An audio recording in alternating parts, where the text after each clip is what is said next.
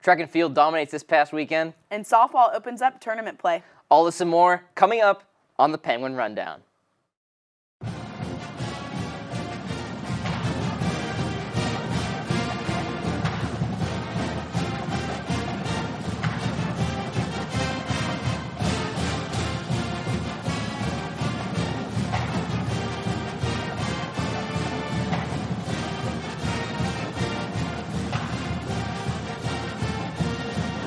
Welcome into the Penguin Rundown. We're your host this week, Chris Colella, alongside Christina Sanovich. Christina, it's been one busy semester all leading up to this finals week. Yeah, finals weekend, we're busy, so I can't even imagine what it's like to be a student athlete right now. Oh, it's probably incredible. And I think you're going to start us off with some track and field, actually. I am. This past weekend, the track and field team hosted the Horizon League Outdoor Championships. The men broke the league record for the highest team winning score as they secured their third championship in 4 years. The men scored 311.5 points, breaking the previous record by more than 70. Chad Zala was named the most outstanding track performer after he won the 110-meter hurdles, running a league record time of 13.82 seconds. Zala also won the 100-meter dash with a facility record of 10.57 seconds and the 200-meter dash with a league and facility record of 21.12 seconds. Jamnick Jackson was named the track freshman of the year. Jackson, along with Colin Harden, Josh Beaumont, and Perilous Stewart, led their 4x100 relay team to first place for the second straight year with a time of 41.56 seconds. Zach Gem was named the field freshman of the year. Other first place victories included Sean Peterson winning the 800-meter with a time of 1 minute and 51.64 seconds. The women took home another championship, giving them their sixth straight title. Nicolette Kriatsoulis was named the most outstanding field performer. Kriatsoulis won the hammer throw for the third straight year. Julia Elliott was awarded the most outstanding track performer for her efforts. Elliott won the 100-meter dash and set the league and facility record with a time of 11.56 seconds. Elliott also won the 200-meter dash with a time of 23.65 seconds. Sarithia Henderson was named the track freshman of the year, and Olivia Jones was named the field freshman of the year. Other first-place victories for the ladies included Chantel Fills in the triple jump, and the 4x100-meter team won with a time of 46.34 seconds, setting a facility record. Head coach Brian Gorby was named Coach of the Year for both the men's and women's teams. Up next for both teams, select athletes will travel to Jacksonville, Florida to compete in the first round of the East preliminaries. Best of luck to those traveling, and congrats once again to the teams on their championship victories. Our own Abigail Cloutier spoke with Zalo and Kriatsoulis and got their thoughts on this season, their last at YSU. What would you consider your best moment of success at YSU so far throughout your track career? I think it's hard to pinpoint one. I think this past weekend meant a lot to me. That was a big high point in my career to bring home 3 titles for my team, help my team win, another championship and complete the Triple Crown. And what kind of legacy or advice do you want to leave for your teammates that aren't graduating in track? The advice I would leave is that you have everything here to be successful. You have great coaches, great facilities, a great school that's got to support you. So if you keep on working hard, your goals can be achieved here. So how does it feel to have the team win a 6th Horizon League championship? It's amazing. It's a really good feeling. It's incredible to be a part of a team that has been so successful. And, it's something that you can't really explain because that's such a legacy to be a part of. So I think it's pretty cool. And what's your best moment throughout your years playing at YSU? Oh, geez, that's a good question. I would have to say any time that we've been traveling, those have been some of the best moments that I've had. But my favorite moment of my career was probably the first time I won hammer at conference. That was a big victory. I had fouled out the year before, so it was kind of like a comeback moment. So it was pretty cool then. So I'd say that's my most favorite moment of my career. Awesome. Thank you, Abigail, for that, and thank you, Chad and Nicolette, for talking to us. More good news for the track team. This week, they announced that Chase Stewart signed a letter of intent to join the YSU track and field and cross-country teams for the 2019-2020 seasons. Stewart is currently a senior at Shadyside High School, competing in both track and cross-country. Stewart boasts impressive accolades, with him qualifying for the 2018 OHSAA Ohio State Cross Country Championship and winning the 1,600-meter run at the OVAC Conference Championships last year. We wish Stewart the best of luck as he begins his athletic journey here at Youngstown State. It was a stellar weekend for the softball team. Youngstown State faced Horizon League foe Green Bay Phoenix in a 3-game series. In Game 1, YSU claimed a 4-0 victory. Freshman pitcher Addie Jarvis pitched a shutout, throwing 13 strikeouts. Sophomore Nikki Sabini crushed a 2-run homer, while junior Maya Mitchum hit a solo home run. In Game 2, Youngstown State dominated a 5-inning 8-0 win.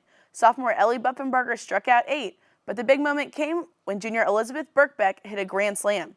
The final game of the series was a come-from-behind 6-5 win for YSU. Senior Paige Gianangel and Jarvis combined for 5 strikeouts, while Sabini hit another home run. Junior Maddie Lusk launched a double into the center field, scoring freshman Sydney Harris for the walk-off RBI. The Penguins set their sights on the Horizon League tournament. Leading up to their first game against the Oakland Golden Grizzlies, Sabini was named Horizon League Player of the Week, and Jarvis was named Freshman of the Year. Senior Lexi Zappatelli was named to the Horizon League second team, and Grace Sia was selected for the all-freshman team. Our very own Dom Joseph caught up with Sabini and Jarvis to talk about their recent accomplishments and upcoming goals. All right, Nikki, so it is time for the conference tournament. What are you looking forward to the most, and what are you going to try to work on the most in this tournament? I'm just really looking forward to being able to go to tournament. It's honestly a big accomplishment, 3 teams don't get to go, so it is a big deal that we do. And I'm looking forward to our whole team coming in, hot and ready to go. So that's exciting. And talk about team.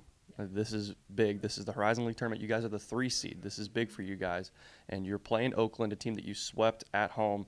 And how do you look to use that momentum going into this tournament? Obviously, it's really hard to beat a team 4 times, but we're very confident. We've worked hard for this, and just going in there knowing that we can beat Oakland and that we have the momentum in the heart is a confident feeling. All right, Addie, it's Horizon League tournament time. And what are you personally looking forward to the most? And as a team, what do you look to accomplish, obviously, aside from trying to win it all?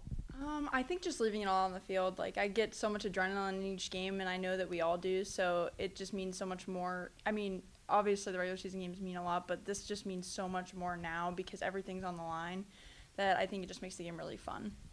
And you guys start off against Oakland. You swept them. You had 14 strikeouts against them that whole series. So do you have that confidence going into this series against them? Well, we've proven that we can hit them, so I think that does give us a lot of confidence going in because we were able to produce the first 3 times. So I think that as long as we can produce and our pitchers, we all do our job, that we can beat them and move on. Thank you, Dom, and thank you to Addie and Nikki. Now, the baseball team dropped a 3-game series against Wright State this past weekend. They lost Game 1 8-3. However, the Penguins bounced back to defeat Wright State in Game 2 with a final of 5-4. Dylan Swarmer collected 3 RBIs after blasting 2 home runs in the ballgame. A 2-run home run in the second inning gave the Gwins a 3-0 lead. Then, in the 5th, Swarmer hit a solo bomb to extend that lead. Steven DeSania would win the game for YSU in walk-off fashion with a sacrifice fly to center field in the bottom of the 9th. Unfortunately, the Gwins lost Game 3 9-7. Freshman Philip Glasser went 2 for 3 and scored 2 runs. Blaze Glenn hit a 2-run tank to left field, cutting the lead in half in the first. Jeff Whaler had 2 hits on the evening, and Dylan Swarmer continued to perform with a 2-run double to put the Gwins within 1 in the third. Now, the baseball team will take on UIC on the road this weekend and then face Ohio State on Tuesday at home. The Penguins will finish off their regular season next weekend against Milwaukee. Be sure to check out YSUsports.com for updates. Our very own Christina Stanovich caught up with Travis Perry and Dylan Swarmer. Christina Stanovich here with Travis Perry. So another solid start for you Saturday. What clicked?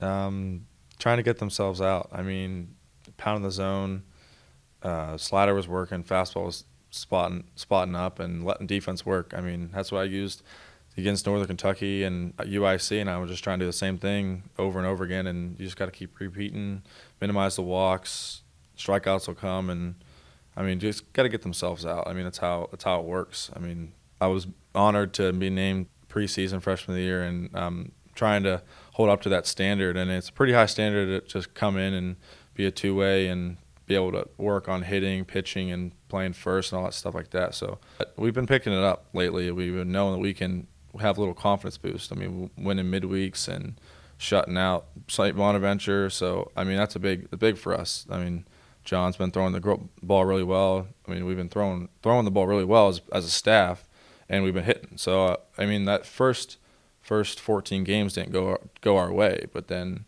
once we got that win out of the way, everything just started to click from there. It's awesome, but couldn't be here without all the help. Nick Caruso, guy took me under his wing this year. Coach Bunnell, Kip the Shields, all of them held me and really took me under wing and helped me for this year. What's it going to take for you guys to play like that all weekend at UIC? Last time we had a good series against UIC, so they're gunning for us, but we've just really clicked as a team lately, and we just got to keep doing that. I mean, we keep rolling what we're doing. I mean, can't change anything. Lineup's been good. Starter's been good. I mean, Colin and I have been throwing great. Marco had a tough outing, but other than that, he's been throwing really good too.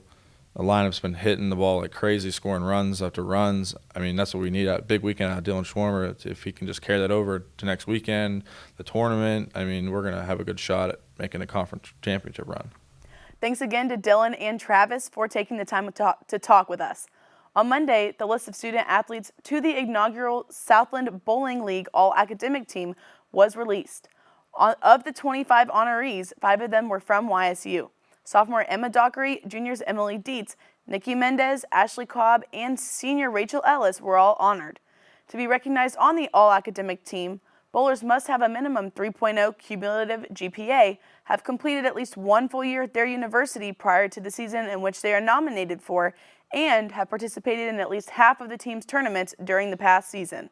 Emma Dockery ranked second on the team, averaging 189 over 34 team games. She eclipsed 212 times during the season. Her personal best was 254. Emily Dietz was fourth on the team, averaging a 185.29 over 34 games. Right behind Dockery, she bowled over 211 times, her best being 225. Rachel Ellis was the only senior on the team this past year. She topped 206 times. Ashley Cobb averaged 183.29 over 17 team games and topped 205 times herself. Not only Nikki Mendez was an honorable mention All-Southland selection this year, she was YSU's MVP. She led YSU in scoring, averaging 189.4, and she topped the team with a top 200 with a team best 15 times. She also led in fill percentage, strike percentage, and spare conversion percentage. Congratulations to these women on their nomination. We look forward to seeing most of them back in action next year. Now, this is where we would normally do Penguin Play of the Week, but this time around, we have Penguin Athlete of the Semester. Dom has more for us. Thank you very much, Chris. That's right. It is Athlete of the Semester. We left it up to you, Penguin Nation, to decide who it was, and you responded. Chad Zallo of the track and field team is this year's Athlete of the Semester Spring Edition.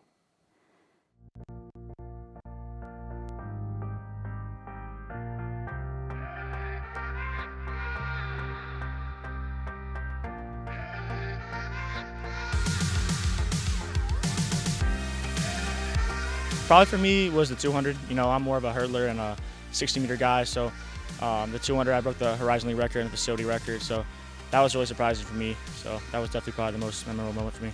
Winning all 3 events in my final indoor championship, that meant a lot. You know, coming in here, winning 4 straight in the hurdle, 60, and then 3 in a row in the 200. You know, it just shows all hard work pays off, and you know, it was a great way to you know, finish my indoor career here. Once I'm done with YSU, I have 2 collegiate meets, and then after YSU, I kind of want to sit down and look which route I want to go. You know, my plan is to keep on running post-collegiately and you know, go that route.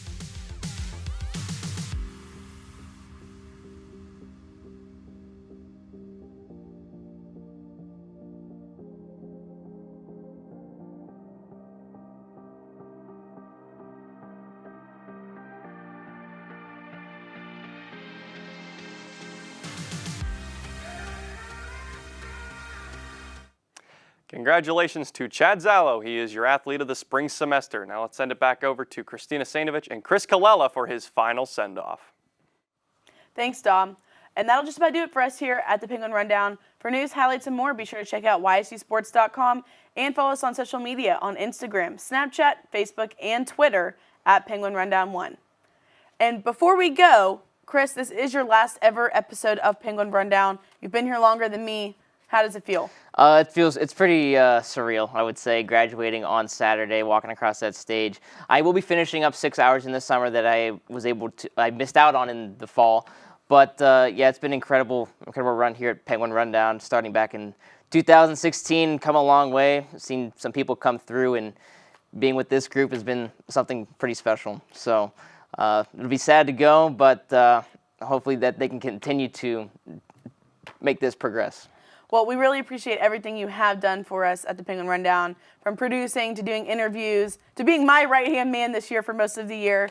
But we will definitely miss you, and we wish you the best of luck in your future careers. Thank you. I appreciate it. So if you don't mind, go for it. That's all the time we have, Penguin Nation. They'll see you in the fall.